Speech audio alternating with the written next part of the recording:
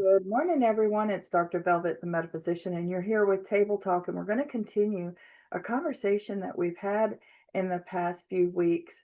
Um, in the past few weeks, we've been having these deeper conversations about structure, about sustainability, about what it really means to build something that lasts.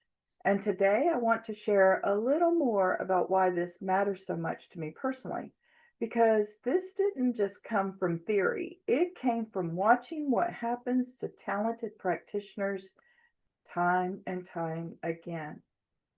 So I've spent more than 30 years in the wellness field, massage therapy, teaching anatomy and physiology, working alongside practitioners who truly care about helping people. And over time, I started noticing a pattern. Some of the most skilled therapists I knew were exhausted. Matter of fact, I wrote one post on it because one therapist was so exhausted, my heart ached for her because she literally wrote on Facebook, 5 more bodies to go. I could feel her pain. I knew what was happening. I could sense the exhaustion. Now, they're skilled therapists. So her response wasn't because there was a lack of passion, but because the entire livelihood depends on physical output. That's right. We don't lack passion, but our entire livelihood depends on the physical output, our hands, our bodies, our ability to show up day after day. And eventually something became very clear to me. This wasn't a skill problem. This was a structural problem. We had built an entire profession around effort and endurance.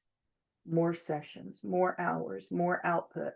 But efforts always have limits.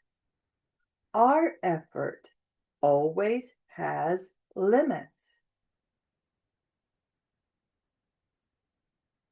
Yeah.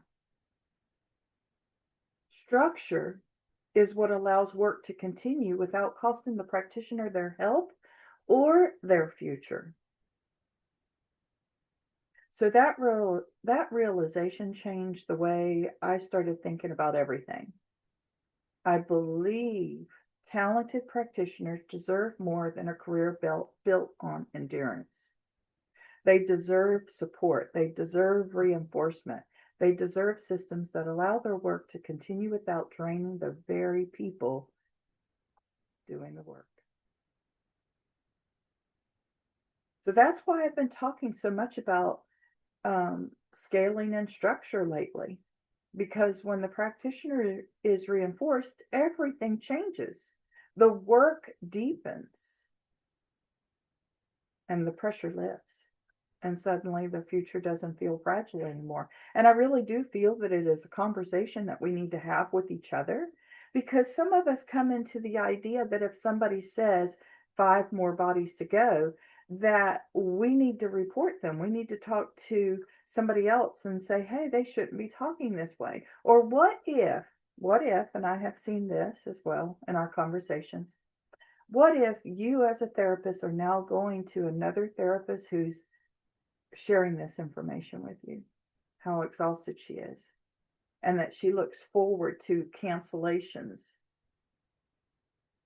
I want to admit, I think that we've all been there, done that. But I don't want to take away the value of this conversation by talking about what the other posts have been talking about. What I want to stress here is that it's an issue that deserves conversation and follow up. It is an issue within our industry that deserves our attention. So if you've been following the conversation we've been having recently, now you know a little bit more about where it comes from. It doesn't come from theory, it's coming from experience.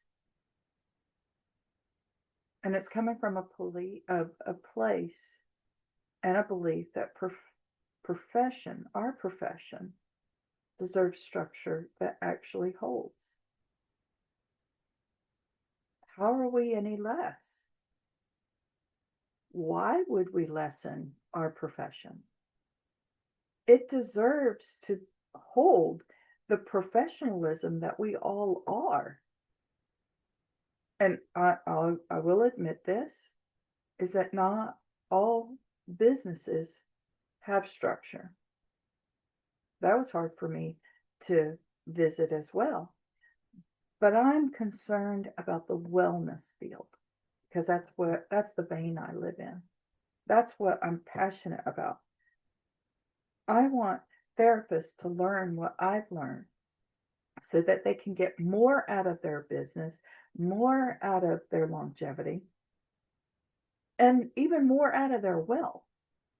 So if this resonates with you, I'm glad that you're here.